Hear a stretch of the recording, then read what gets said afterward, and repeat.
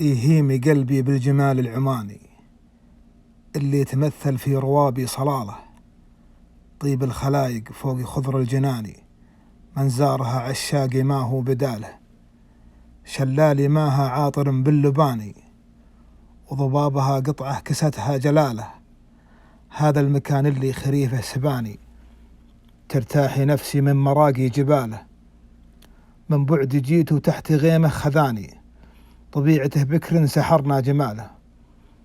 الروح ضمية قبل أجيه وتعاني، واليوم روح عيني تشرب زلاله. صلاله الوجهه مكاني وزماني، سبحاني خالقها ومثلها لحاله.